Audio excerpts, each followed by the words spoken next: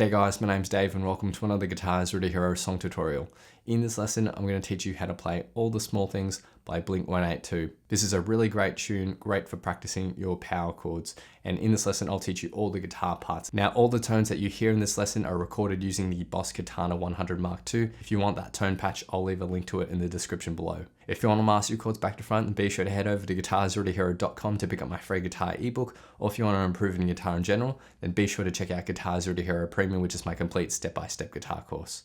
All right, let's jump into the lesson. Okay, let's start with the intro, and there's two lines of tab here. So we're going to start with a G5 power chord.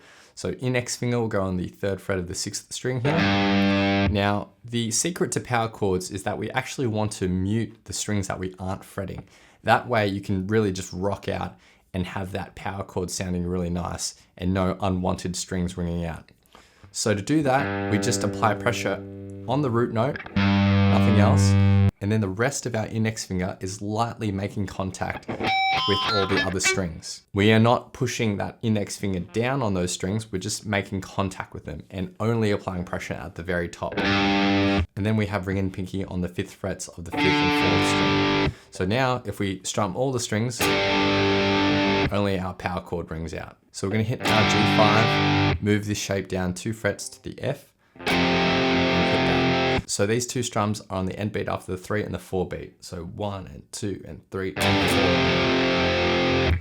And then we get into the main part of the intro. So we're going to start with the C5 power chord shape. So it's the same as our G5 power chord, but we move everything down 1 string. Now we don't want our 6th string ringing out, so you can mute this in 2 different ways. You can use your index finger to lightly touch the 6th string above it, or you could use your free middle finger here to lightly touch that 6th string, so that when we strum all the strings, only our power chord rings out. So we'll strum this chord at 8th notes with all down strums, 1, 2, 3,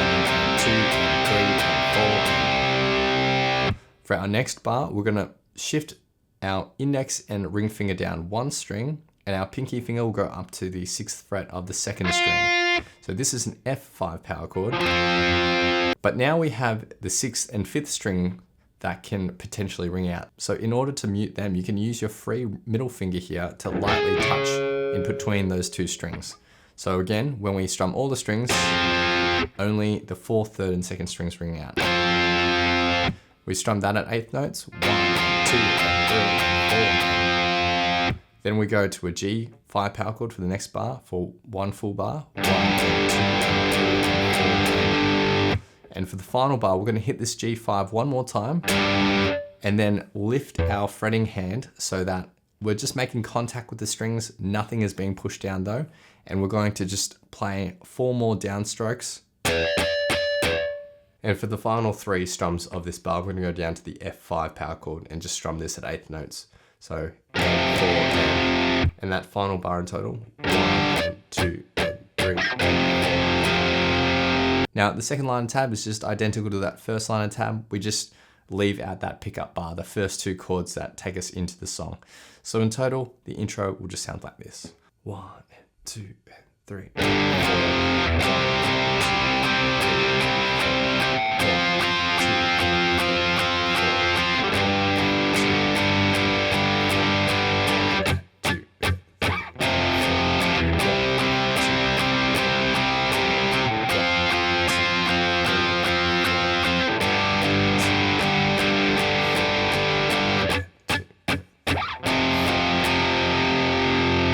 Okay, next we get to verse/pre-chorus number 1.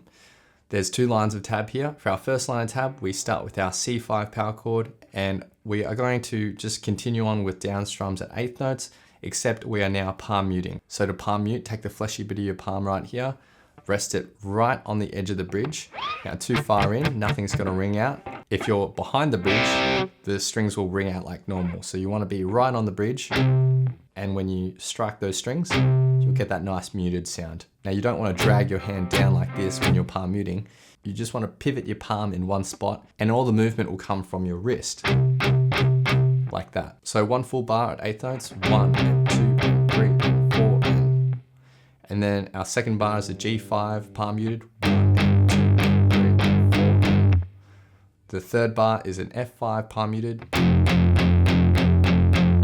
and then back up to our G5 for one full bar. So that's it for the first line of tab, which sounds like this. 1, 2, 3, 4.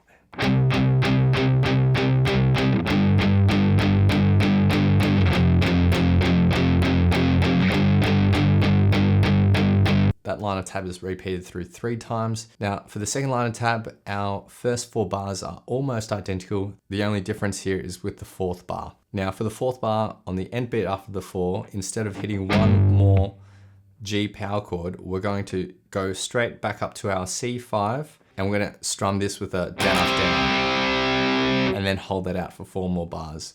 So from the 4th bar, 1, 2, 3, and 4. So I'll just play the second line of tab through. 1, 2, 3, and 4.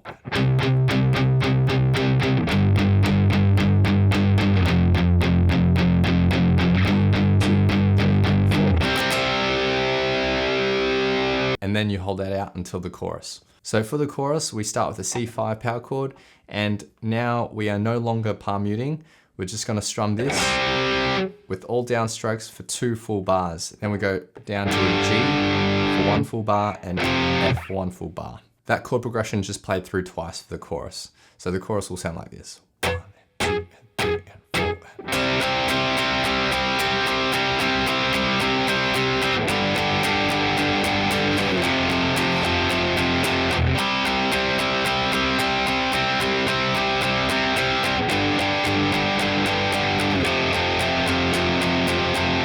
Next we get to the break, which is exactly the same as the intro. We just don't have the lead-in chords, the G5 to the F5, but everything else is identical to the intro, so nothing new to learn there. After that is verse/pre-chorus number 2, which is identical to verse/pre-chorus number 1, except the first line of tab is played through once, not 3 times. Chorus 2 is identical to chorus 1, and then we get to the bridge, which has 2 lines of tab. So for the first line of tab, we are just going to hit a C octave. So it's the same as our C5 power chord, except we just lift our ring finger, and that's literally it. Now this 4th string needs to be muted. Now again, that is achieved by just having your index finger lightly resting across all the strings below that root note. So only the 5th and 3rd strings will ring out. You'll hit that octave and hold that out for 4 full bars.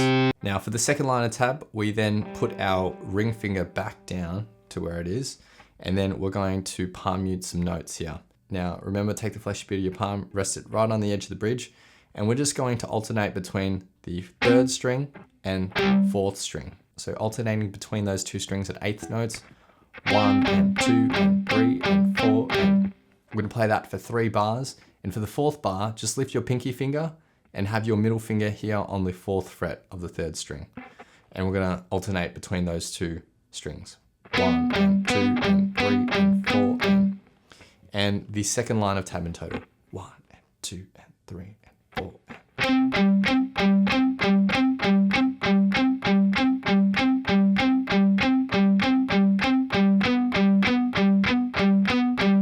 That line of tab is played through 3 times, and that is it for the bridge. The final thing to learn is the final chorus, and there's 4 lines of tab here.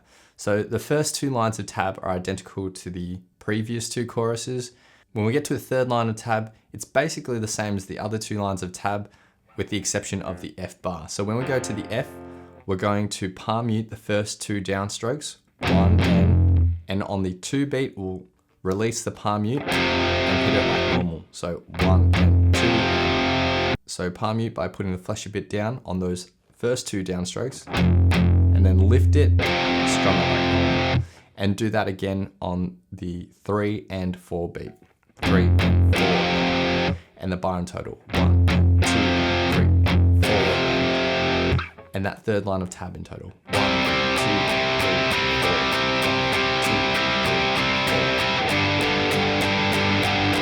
4. 1 and 2 and 3 and 4. Now the 4th line of tab is basically the same as the 3rd line of tab with 2 extra bars. So the first extra bar is just another bar of F where we are playing the same palm muting riff. And then we're just going to end the song with C5. So the final line of tab.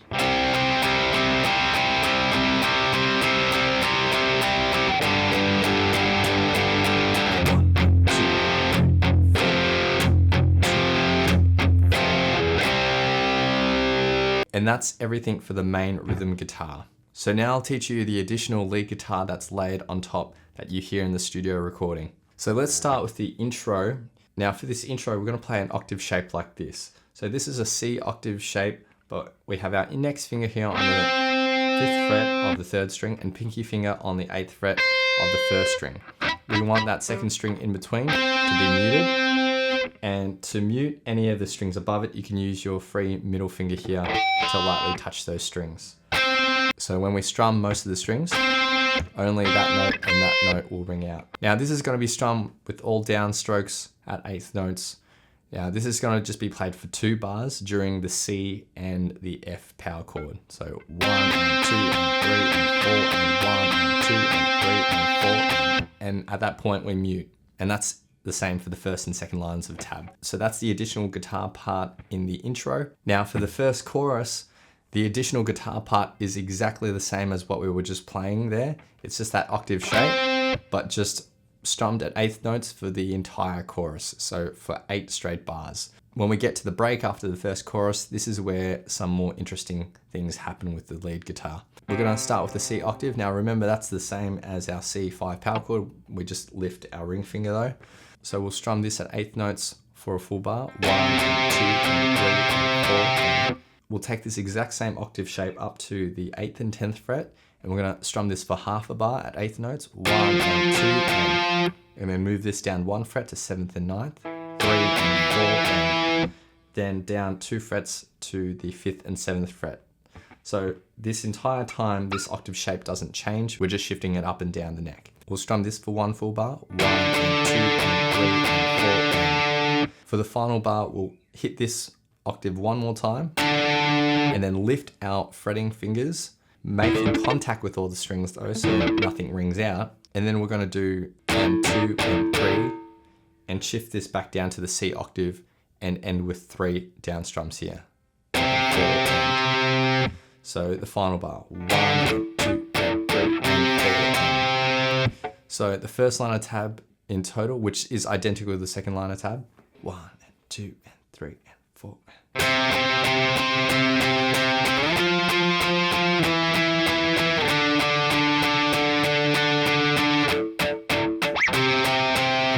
Next is the second chorus, which is the same as the first chorus, and then we get to the bridge. For the bridge, we'll switch to a clean guitar channel, and then we're going to be playing a C bar chord, like this. So index finger on that 3rd fret of the 5th string, and ring finger, you can just bar that across the 4th, 3rd, and 2nd strings.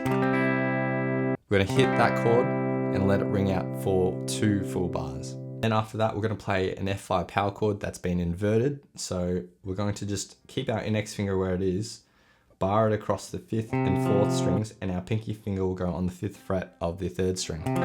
Just focus on those 3 strings, hold it out for a full bar, then shift it up 2 frets and strum this for 1 full bar. So the bridge, 1, 2, 3, and 4, and 1, 2, and 3, and 4, 1, 2, and 3, and 4, and 1, 2, and 3, and 4, and that's just repeated 4 times for the bridge. So we get to the final chorus, and the first half of this chorus, so the first 2 lines of tab, is just that octave shape that we played earlier. So nothing new there. That's just droned again and again throughout that first half of the chorus. For the second half of the chorus, we then move to that octave riff that we had in the break. So the first 3 bars are the same. So C octave, F octave, E octave, and D octave. 1, 2, 3,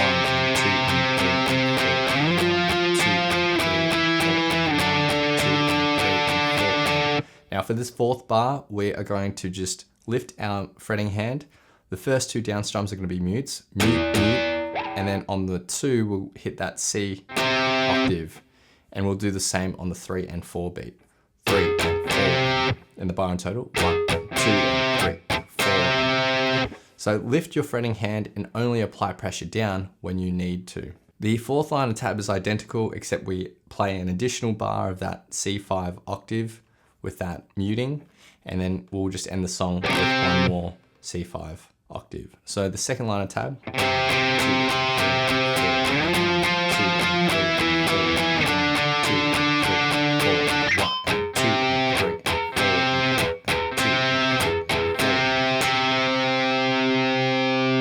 And those are all the guitar parts you need to learn. So now I'll be doing a full playthrough of the song, and I'll have my good friend Tugla lending his awesome vocals to this playthrough. Feel free to play this back as many times as you'd like to practice, play along to, and see how you go.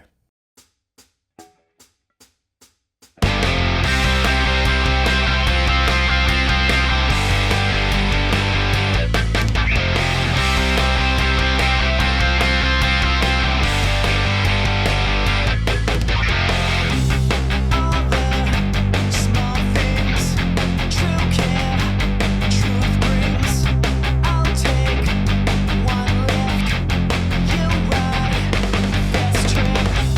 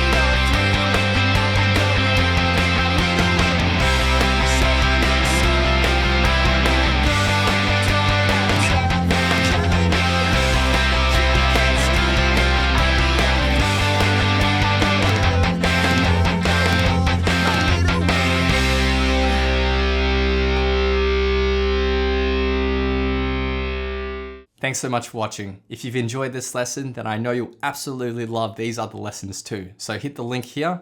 Or if you want to grab a copy of my free guitar ebook, then head over to guitarzerotohero.com or click the link here. Thanks so much, and I'll see you guys next time on Guitar Zero to Hero. Cheers.